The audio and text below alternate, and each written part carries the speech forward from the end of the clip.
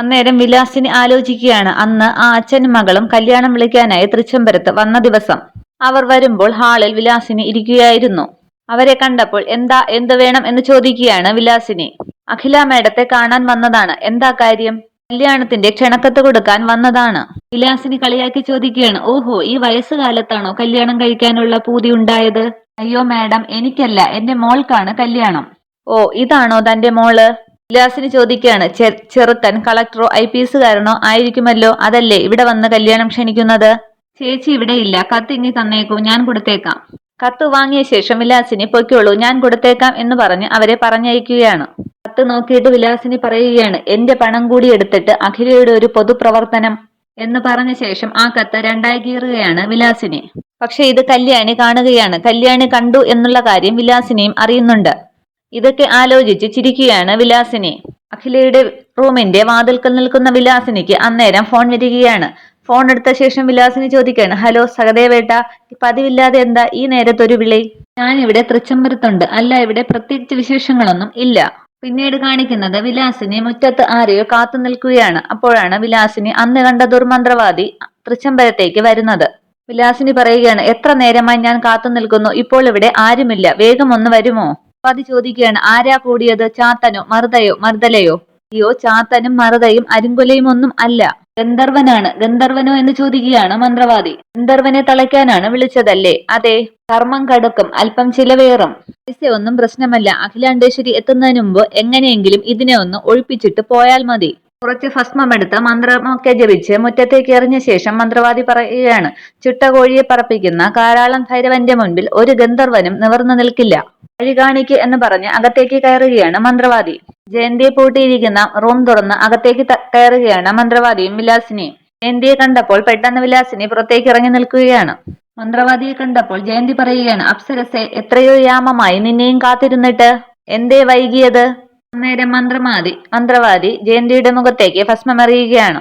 ജയന്തി ചോദിക്കുകയാണ്. ഇതെന്താ അപ്സരസെ, പ്രണയാദ്രമായ യാമങ്ങളിൽ പ്രകൃതി മഞ്ഞിന്റെ വൽക്കലം തീർത്തതോ? മന്ത്രവാദി പറയുകയാണ്. ഗന്ധർവ, ഒഴിഞ്ഞുപോ. ഈ കാരാളൻ ഭൈരവനാണ് പറയുന്നത്, ഒഴിഞ്ഞുപോ. ജയന്തി പറയുകയാണ്. എന്റെ കാത്തിരിപ്പിന് വിരാമമായി. ഞാൻ ധന്യയായി. പാൽ വെളിച്ചം പോലെ നിലാവ് പരന്നൊഴുകുന്ന ഈ രാവിൽ രാപ്പാടികളുടെ നാദമേളങ്ങളോടെ നമുക്ക് ഹൃദയം പങ്കുവെക്കാം. വീണ്ടും ഒഴിഞ്ഞുപോ എന്ന് പറഞ്ഞ് ജയന്തിയെ അടിക്കുകയാണ് മന്ത്രവാദി. അടി കൊടുക്കുന്ന ശബ്ദം കേട്ട് പെട്ടെന്ന് വിലാസിനി അകത്തേക്ക് വന്നിട്ട് പറയുകയാണ്. കൊടുക്ക്, ഇവൾക്ക് ഇതിന്റെ ഒരു കുറവ് കൂടി ഉണ്ടായിരുന്നു. പെട്ടെന്ന് വിലാസിനി കാണുന്നത് ജയന്തിയെ അടിച്ചുകൊണ്ടിരുന്ന കമ്പ് പുറത്തേക്ക് വീഴുന്നതാണ്. അതിനുശേഷം ജയന്തി മന്ത്രവാദിയുടെ മുടിയിൽ പിടിച്ച് വട്ടം ചുറ്റുകയാണ്. മന്ത്രവാദി പറയുകയാണ്. മുടി വിട് ഗന്ധർവ, നീ എന്നെ അടിക്കുമോ? മന്ത്രവാദി പറയുകയാണ്. അടിക്കാനുള്ള വടിയൊക്കെ നീ ഓടിച്ചു കളഞ്ഞില്ലേ? അതിനുശേഷം ജയന്തി ചവിട്ടി പുറത്താക്കുകയാണ് മന്ത്രവാദിയെ. മന്ത്രവാദിയുടെ പുറകെ അവിടെ നിൽക്കി എന്നും പറഞ്ഞ് ഓടുകയാണ് വിലാസിനി. തിരിഞ്ഞു നിന്നിട്ട് മന്ത്രവാദി ചോദിക്കുകയാണ്. ഇനി എന്ത് വേണം? അപ്പൊ വിലാസിനി ചോദിക്കുന്നു. ഞാൻ ഇനി എന്ത് ചെയ്യും? ഒരു ദിവസം പട്ടിണി കിട്ടാൽ മതി, അപ്പോൾ എല്ലാം മാറിക്കോളും. വിലാസിനി പറയുകയാണ്. അയ്യോ മന്ത്രവാദി നിൽക്ക്, ഞാൻ കാറിൽ കൊണ്ടാക്കാം. അതിനുശേഷം റൂമിൽ ബോധം കെട്ട് വീഴുകയാണ് ജയന്തി. ജയന്തി എണീക്ക് എന്നൊക്കെ പറഞ്ഞ് വിലാസിനി ജയന്തിയെ പിടിച്ച് എഴുന്നേൽപ്പിക്കുകയാണ്. പെട്ടെന്ന് ജയന്തിക്ക് ബോധം വീഴുകയാണ്. പിന്നീട് ചോദിക്കുകയാണ്. ആന്റി എന്താ നിലത്തിരിക്കുന്നത്? അവളുടെ ഒരു ചരട് മനുഷ്യനെ കൊല്ലാനായിട്ട് എന്നും പറഞ്ഞ് ജയന്തിയുടെ കയ്യിൽ കെട്ടിയിരിക്കുന്ന ചരട് അഴിച്ച് ദൂരെ കളയുകയാണ് വിലാസിനി. ശേഷം ജയന്തി ചോദിക്കുകയാണ്. നല്ല വിശപ്പ്, നമുക്ക് എന്തെങ്കിലും കഴിച്ചാലോ? ഇവിടെ നിന്നും ദേഷ്യപ്പെട്ടു പോവുകയാണ് വിലാസിനി. പിന്നീട് കാണിക്കുന്നത് കല്യാണ ഹാളാണ്. അവിടേക്ക് ശിവരാമകൃഷ്ണനും അഖിലയും എത്തുകയാണ്. ശിവരാമകൃഷ്ണൻ പറയുകയാണ്. ഇത് നമ്മുടെ ഗുരുജി ആശ്രമത്തിന്റെ ബ്രാഞ്ചാണല്ലോ? പറയുകയാണ്. അതെ, നിർധനരായ പല കുട്ടികൾക്കും വിവാഹ ആവശ്യത്തിന് ഇവിടത്തെ ഹാൾ സൗജന്യമായിട്ട് കൊടുക്കാറുണ്ട്. നമ്മൾ ഇതുവരെ ഇവിടെ വന്നിട്ടില്ല. ഗുരുജി ഉണ്ടെങ്കിൽ ഒന്ന് കണ്ടിട്ട് പോകാം, അല്ലേ കൃഷ്ണേട്ടാ? അതെ, ഇവിടെ വരെ വന്നിട്ട് കാണാതെ പോകുന്നത് ശരിയല്ലല്ലോ. അതിനുശേഷം അകത്തേക്ക് കയറുകയാണ് അവർ രണ്ടുപേർക്കുമായി അവിടെ ഫ്രണ്ടിൽ തന്നെ പ്രത്യേകം 2 സീറ്റുകൾ തയ്യാറാക്കിയിട്ടിട്ടുണ്ട്. അഖിലാണ്ടേശ്വരിയും ശിവരാമകൃഷ്ണനെയും കണ്ടപ്പോൾ സന്തോഷത്തോടുകൂടി പെട്ടെന്ന് അടുത്തേക്ക് എത്തുകയാണ് പെൺകുട്ടിയുടെ അച്ഛൻ.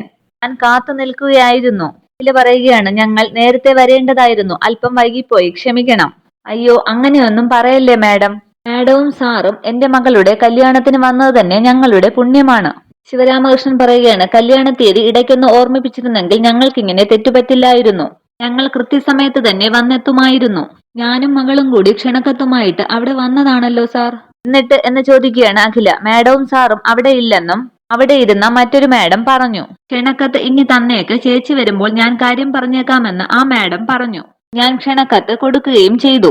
അഖില ശിവരാമകൃഷ്ണനെ നോക്കി പറയുകയാണ്, വിലാസിനി ആയിരിക്കും പറഞ്ഞത്. അതിനുശേഷം അഖില ശിവരാമകൃഷ്ണന്റെ കയ്യിലിരുന്ന ബാഗ് വാങ്ങി പെണ്ണിന്റെ അച്ഛന് കൊടുക്കുകയാണ്. എന്നിട്ട് പറയുകയാണ്, ഞാൻ കല്യാണ പെണ്ണിന് തരാമെന്ന് ഏറ്റിരുന്ന സ്വർണവും പണവും ആണ്. അയ്യോ മാഡം, എന്തൊക്കെയാണ് ഈ പറയുന്നത്? പൊന്നും പണവും നേരത്തെ കിട്ടിയല്ലോ. കിട്ടിയോ, എവിടെന്ന് എന്ന് ചോദിക്കുകയാണ് അഖില. സ്വർണവും പണവും മാഡത്തിന്റെ മൂത്ത മരുമകൾ കൊണ്ടുവന്ന് തന്നു. അന്നേരം അഖില ഒന്ന് ആശങ്കപ്പെടുമ്പോൾ സന്തോഷിക്കുകയാണ് ശിവരാമകൃഷ്ണൻ.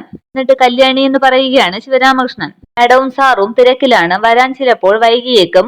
അതുകൊണ്ട് ഇതിവിടെ തരാൻ എന്നെ ചുമതലപ്പെടുത്തി വിട്ടതാണെന്ന് പറഞ്ഞാണ് ഇതൊക്കെ ഇവിടെ കൊണ്ട് തന്നത്. അത് കേട്ട് ചിരി വരുത്തുകയാണ് അഖില. ശിവരാമകൃഷ്ണൻ പറയുകയാണ്, അതാണ് അഖില കല്യാണി. ചിദംബരത്തിന്റെ അഭിമാനം സംരക്ഷിക്കാൻ തക്ക സമയത്ത് അവൾ പാഞ്ഞെത്തും. മുഹൂർത്തത്തിന് സമയമായി. മാഡം വേണം അവൾക്ക് താലിയെടുത്ത് കൊടുക്കാൻ. വധുവരന്മാരെ അനുഗ്രഹിക്കണം. ചിദംബരത്ത് അഖിലാണ്ടേശ്വരി മാഡത്തിന്റെ അനുഗ്രഹം ഉണ്ടെങ്കിൽ എന്റെ മകൾക്ക് അതൊരു ഭാഗ്യം ആയിരിക്കും. വരൂ മാഡം, വരൂ സാർ എന്നും പറഞ്ഞ് അവരെ മണ്ഡപത്തിലേക്ക് ക്ഷണിക്കുകയാണ് പെൺകുട്ടിയുടെ അച്ഛൻ. തിരുമേനി പറയുകയാണ്, താലികെട്ടിന്റെ സമയമായി. മാഡം ഒന്ന് വന്ന് താലി എടുത്ത് കൊടുത്തിരുന്നെങ്കിലെന്ന് പെൺകുട്ടിയുടെ അച്ഛൻ അഖിലയോട് വന്ന് പറയുകയാണ്. അതിനുശേഷം അഖില താലി എടുത്തു കൊടുക്കുകയും കല്യാണം നടക്കുകയും ചെയ്യുന്നു. പിന്നീട് കാണിക്കുന്നത് റിസൾട്ടിനായി വെയിറ്റ് ചെയ്യുന്ന ആനന്ദിനെയും കല്യാണിയുമാണ്. കല്യാണി പറയുകയാണ്, പ്രോജക്റ്റ് കിട്ടുമെന്ന് എനിക്ക് യാതൊരു പ്രതീക്ഷയും ഇല്ല വലിയ കുഞ്ഞെ. നീ സമാധാനത്തോടെ ഇരിക്കുക കല്യാണി, റിസൾട്ട് വരട്ടെ. അന്നേരം അവരുടെ അടുത്തേക്ക് വരികയാണ് അരവിന്ദ്. അരവിന്ദിന്റെ മുഖഭാവം കണ്ട് ആനന്ദ് ചോദിക്കുകയാണ്, എന്താ അരവിന്ദ്, റിസൾട്ട് അനുകൂലം അല്ല അല്ലേ? വളരെ വിഷമത്തോടെ അരവിന്ദ് പറയുകയാണ്, അത് പിന്നെ ബ്രോ, പ്രതീക്ഷിച്ച പോലെ തന്നെ പ്രോജക്റ്റ് കയ്യിൽ നിന്ന് അങ്ങട് എന്ന് പറഞ്ഞിട്ട് ചിരിച്ചുകൊണ്ട് കല്യാണിയുടെ കൈ പിടിച്ചിട്ട് പറയുകയാണ്, കൺഗ്രാറ്റുലേഷൻസ് കല്യാണി, ആ പ്രോജക്റ്റ് നമുക്ക് തന്നെ കിട്ടി ബ്രോ. അത് കേട്ട് കല്യാണി ചോദിക്കുകയാണ്, എന്താ അനിയൻ കുഞ്ഞെ, സത്യമാണോ ഇത്? അതെ സത്യമാണ്, പ്രോജക്റ്റ് നമുക്ക് തന്നെ കിട്ടി. അവർ മൂന്നുപേരും സന്തോഷത്തോടെ നിൽക്കുമ്പോൾ അവരുടെ അടുത്തേക്ക് വരികയാണ് രവിവർമ്മൻ. എന്റെ വിളിപ്പുറത്തമ്മേ, നേരോ എന്ന് ചോദിക്കുകയാണ് കല്യാണി. അരവിന്ദ് പറയുകയാണ്, നേര്, അവർക്ക് ആ പ്രോജക്റ്റ് അത്രയ്ക്ക് ഇഷ്ടപ്പെട്ടു. വലിയ കുഞ്ഞ്, എനിക്കിത് വിശ്വസിക്കാൻ പറ്റുന്നില്ല. വിശ്വസിക്കുക കല്യാണി എന്ന് അരവിന്ദ് പറയുകയാണ്. രവിവർമ്മനെ കണ്ടപ്പോൾ ദേ സാറ് എന്ന് പറയുകയാണ് കല്യാണി. രവിവർമ്മൻ സാറോ എന്ന് പറഞ്ഞ് ആനന്ദ് രവിവർമ്മന് കൈ കൊടുക്കുകയാണ്. ആനന്ദ് പറയുകയാണ്, എന്റെ സംശയം ശരിയായി. കല്യാണി എന്ന് പറഞ്ഞപ്പോൾ എനിക്കൊരു സംശയം തോന്നി. സാറായിരിക്കുമെന്ന്. സാർ ഇവിടെ എന്ന് ചോദിക്കുകയാണ് ആനന്ദ്. രവിവർമ്മൻ പറയുകയാണ്, അതൊരു സർപ്രൈസ് ആണ്, പറയാം എന്ന് പറഞ്ഞിട്ട് അവർ നാലുപേരും ഇരിക്കുകയാണ്. രവിവർമ്മൻ പറയുകയാണ്, കൺഗ്രാറ്റുലേഷൻസ് കല്യാണി, എനിക്കിങ്ങോട്ട് വരാനും ഈ പ്രോജക്ട് ഡിസ്കഷനിൽ പങ്കെടുക്കാൻ കഴിയുമെന്നും ഞാൻ കരുതിയതല്ല. ഹോപ്പ് കമ്പനി ഈ പ്രോജക്റ്റിനായി രാജീവ് വെങ്കടേഷിനെ ഏർപ്പാട് ചെയ്തിരുന്നതാണ്. പക്ഷേ ചില അൺഎക്സ്പെക്ടഡ് മീറ്റിംഗിന് പോകേണ്ടി വന്നതിനാൽ രാജീവിന് ഇതിൽ പങ്കെടുക്കാൻ പറ്റിയില്ല. ഗുഡ് ഹോപ്പ് കമ്പനിയിൽ നിന്നും വീണ്ടും വിളി വന്നു, ഞാൻ തന്നെ ഇത് അറ്റൻഡ് ചെയ്യണമെന്ന്. ആവർത്തിച്ചിട്ടുള്ള റിക്വസ്റ്റ് അങ്ങനെ വന്നതാണ്. എന്നിട്ട് കല്യാണിയോട് പറയുകയാണ്, കല്യാണി, അവതരണം ഗംഭീരം, തുടർന്നും ഈ ഉത്സാഹം ഉണ്ടാവണം. കല്യാണി പറയുകയാണ്, ഉണ്ടാവും സാർ. ഇത്രയുമാണ് ഇന്നത്തെ എപ്പിസോഡ് വിശേഷങ്ങൾ. Okay, thank you.